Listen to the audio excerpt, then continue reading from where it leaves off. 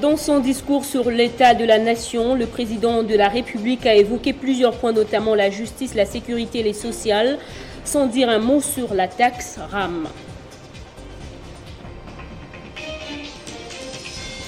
À un jour de la clôture de la session de septembre, les élus nationaux examinent et vont voter ce mardi la loi portant habilitation du gouvernement de la République. Et pendant que la quatrième vague de Covid-19 est confirmée par le gouvernement congolais, il s'observe un relâchement de mesures barrières chez la majorité des Kinois. C'est un réel plaisir de vous retrouver pour vous informer. Madame, Monsieur, bienvenue dans ce journal. Attendu le plus sur la mesure phare de son quinquennat, la gratuité de l'enseignement de base qui bégaye, et sur les mesures d'encadrement de la taxe RAM. Le chef de l'État a dans son adresse à la nation promis de limiter autant la présence de militaires ougandais sur le sol congolais et réaffirmer son engagement à poursuivre les réformes judiciaires. Et pour parachever le processus électoral en cours, Félix Tshisekedi a invité les acteurs politiques encore hésitants à choisir rapidement leurs délégués. Suivez l'analyse de la rédaction. C'est son troisième discours sous l'état de la nation depuis son investiture et deuxième après la rupture de la coalition FCC-Cash. Le président Félix-Antoine Tshisekedi Tshilombo a abordé plusieurs sujets de l'heure en République démocratique du Congo. Ce discours s'est tenu dans un contexte où plusieurs Congolais attendent des réponses à leurs problèmes. Les plaintes montent de partout. Tout ne semble pas marcher. La vie devient de plus en plus difficile. Le peuple d'abord est soumis à une rude épreuve. Sous le plan sécuritaire, l'insécurité dans l'est de la République démocratique du Congo, qui a poussé le gouvernement de Samalou Kondé à décréter un état de siège. Une mesure que plusieurs députés et analystes ont estimé que c'était un échec. Le chef de l'État ne s'était pas beaucoup attardé sur ce sujet. Il s'est plutôt attelé sur la mutualisation des forces de la RDC ainsi que celles de l'Ouganda pour combattre les groupes rebelles ADF. Sous le plan social, les stratégies pour répondre aux besoins sociaux des bases peinent à se matérialiser. Alors que plusieurs Congolais attendaient beaucoup du président de la République sous la question RAM. Fort malheureusement, ce dossier n'a pas été abordé de fond en comble par le chef de l'État. Le RAM n'a pas été abordé alors que c'est une question qui perturbe la vie des Congolais. Ne l'ayant pas relayé dans son discours, surtout quand le peuple congolais assiste impuissant à certaines taxes comme le RAM qui viennent leur compliquer la vie. Les députés nationaux ont demandé d'ailleurs sa suppression pure et simple. L'accès à l'eau potable, l'électricité qui pose toujours des problèmes, les routes qui se défoncent chaque jour et aggravent parfois la lenteur des travaux, les prix des denrées alimentaires qui grimpent de façon vertigineuse, la lutte contre la corruption et tant d'autres. Bref, autant de questions n'ont pas été abordées comme attendu par le peuple congolais dans les discours du chef de l'État. Selon plusieurs analystes, l'heure n'est plus aux promesses à moins de 2 ans de nouvelles élections, mais plutôt à un bilan à mi-parcours, ce qui a déjà été réalisé dans le lot de toutes les précédentes promesses. Surtout que le Front commun pour le Congo, qui a été accusé d'avoir bloqué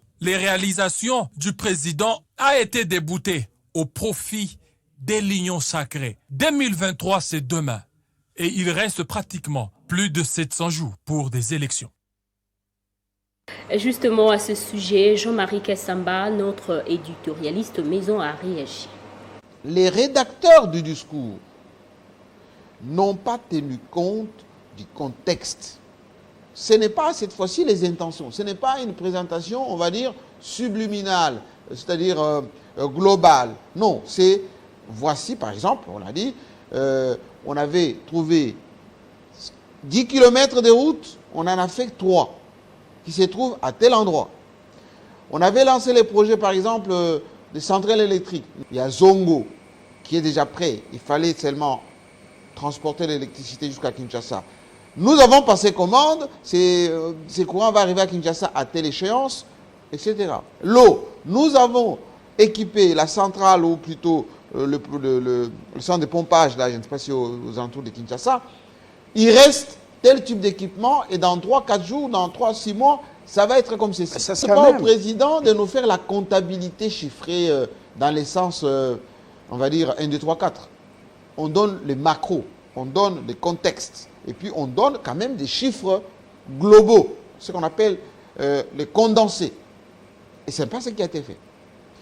Que ce soit sur le plan sécuritaire, il a été seulement dit, on a mis en place l'état du siège, il y a quelques avancées, certains se sont rendus, etc. Non, il faut préciser, on a reconquis autant de territoires, 2, on a arrêté autant de gens, et 3, voilà, ça c'est des choses que j'entends. Surtout à l'Est, les gens attendent ça. La notion de secret d'État ne se justifie pas lorsqu'on fait les bilans dissuasifs.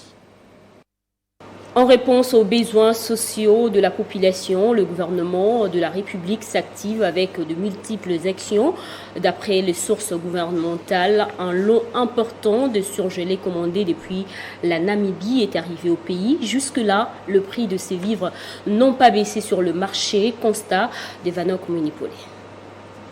À travers les tableaux tarifaires répertoriés dans différents marchés de la capitale, les prix sont bel et bien mentionnés.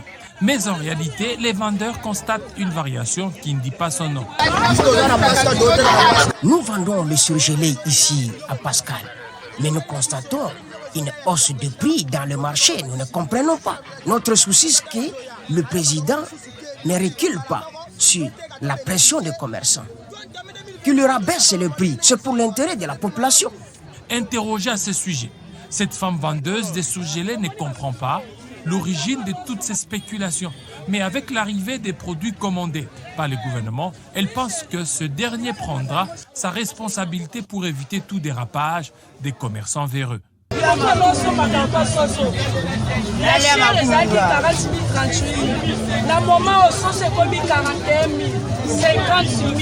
Nous étions en train d'acheter le poulet à 38 000, 40 000 francs.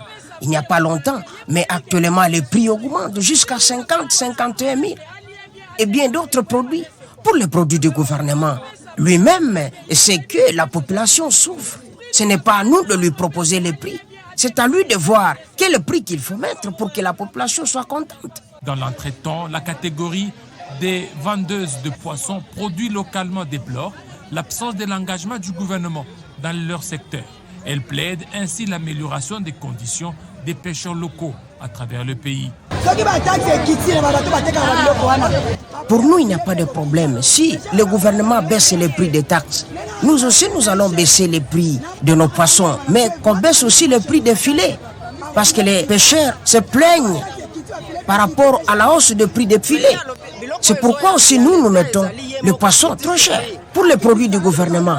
Mais nous sommes d'accord. Si le gouvernement baisse le prix, nous aussi, nous allons baisser les prix. Là, il n'y a pas de problème. C'est tout.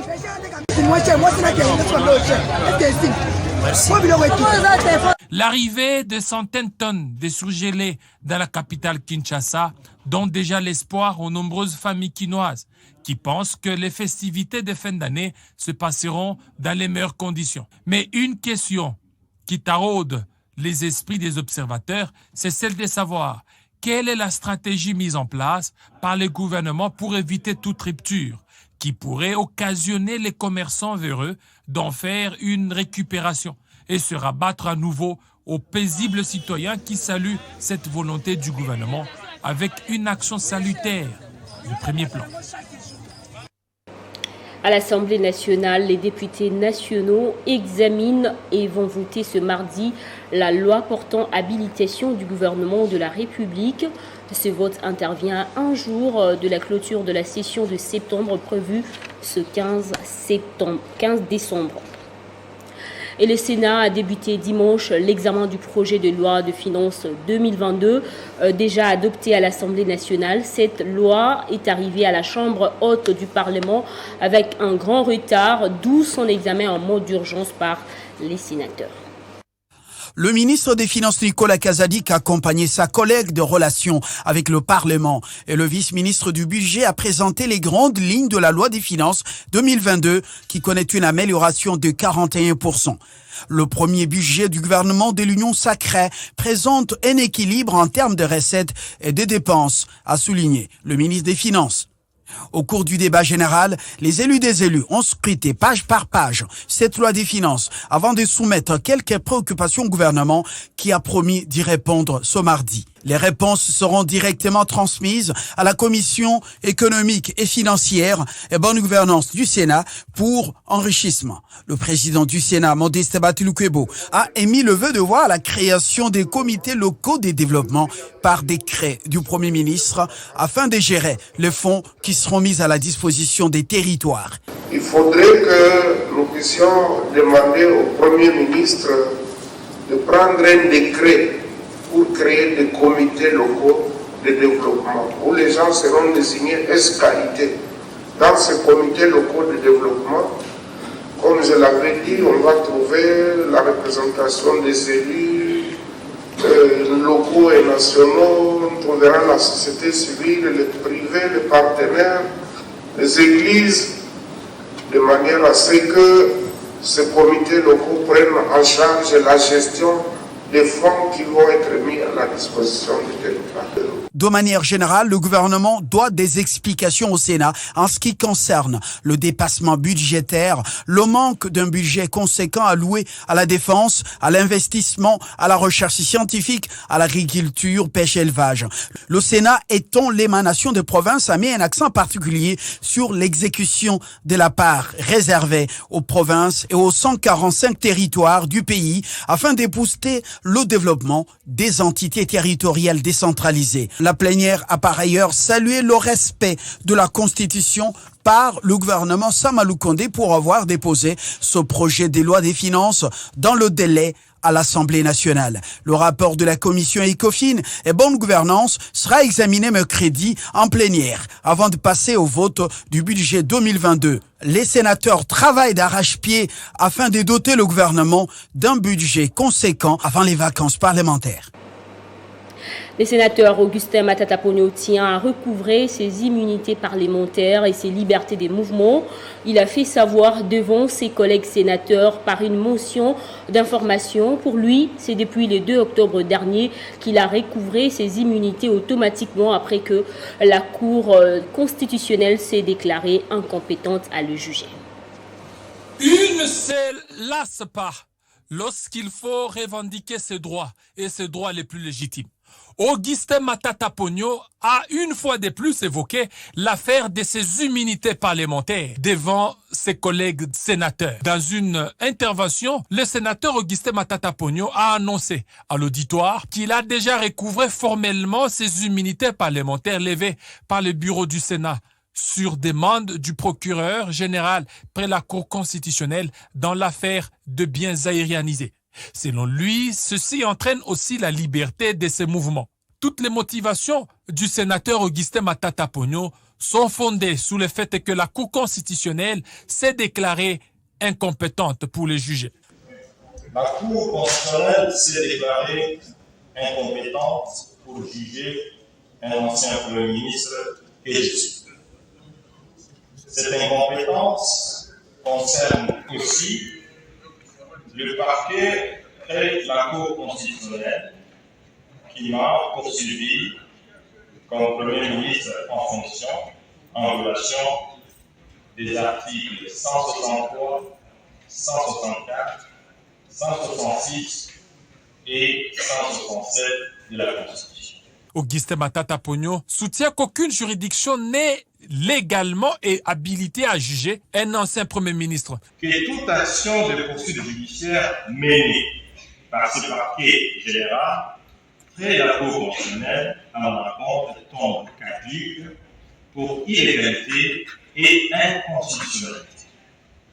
Par conséquent, tous les actes posés à cet effet par les dix parquets sont nuls et de nulle effet. Et Augustin Matata Ponyo invite alors toutes les juridictions judiciaires et institutions politiques ainsi que tous les services spécialisés prestant aux frontières, notamment à la Direction générale de migration, à se conformer aux prescrits des articles 28, 62, 168 de la Constitution et 94-95 de la loi organique organisant les fonctionnements de la Cour constitutionnelle. Et la RDC fait face à la 4e vague de la pandémie de Covid-19 avec la circulation du variant Omicron.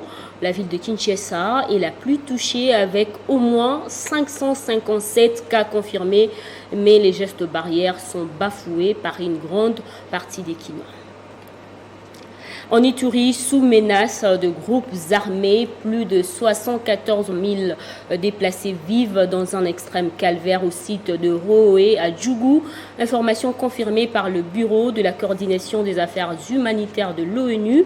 Les sites actuellement surpeuplés exposent ainsi des personnes vulnérables au risque d'attaque des éléments armés et de maladies contagieuses. Et en dehors de nos frontières, un nouveau gouvernement a été formé hier au Burkina Faso après la destitution de l'ancien Premier ministre Christophe Dabiré, jugé incapable de répondre aux attentes de la population. Le Premier ministre à la tête de ce gouvernement de 26 ministres, Lassina Zarboé, a appelé à la cohésion et à la tolérance pour lutter contre la violence djihadiste qui frappe le pays depuis des années. Après la destitution au pouvoir du récent gouvernement suite à l'instabilité de la sécurité au Burkina Faso, le président Roch-Marc Christian Kaboré a nommé un nouveau gouvernement de 26 ministres ce lundi 13 décembre. Un gouvernement dans lequel on retrouve quelques figures du précédent gouvernement, entre autres Barthélemy Semporé à la défense, Maxime Koné à la sécurité, Lassana Kaboré à l'économie, comme l'a annoncé le secrétaire général du gouvernement, Stéphane Sanou. Certains portefeuilles ayant été fusionnés, il n'y a que 10 nouveaux ministres pour 19 destitués. Nommé 48 heures après la destitution du précédent gouvernement, le premier ministre Lassina Darboé a appelé la population à la cohésion et à la tolérance pour lutter contre les violences dont est victime le pays. A précisé qu'il ne se ménagera pas pour continuer l'œuvre déjà entamée dans la lutte contre les violences attribuées aux djihadistes et autres groupes armés faisant rage dans le pays. Le Premier ministre sera appelé à des efforts monumentaux suite à l'état dans lequel se trouve le pays à son arrivée au pouvoir. Il se trouve déjà confronté à plusieurs situations, en plus de celle de la sécurité, notamment la corruption, la crise, ainsi que la perte de la légitimité empirique du régime Kaboré. Place au rappel des titres. Dans son discours sur l'état de la nation, le président de la République a évoqué plusieurs points, notamment la justice, la sécurité et les sociales, sans dire un mot sur la taxe RAM.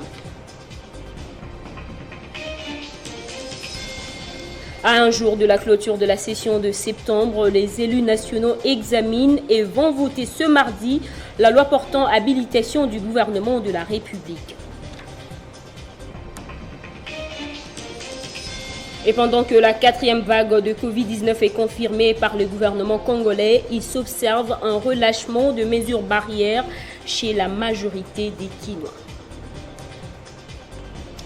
C'est la fin de cette édition. Merci de votre fidélité à Télé 50. Pour plus d'informations, rejoignez-nous dans Banambuka Congo sur YouTube.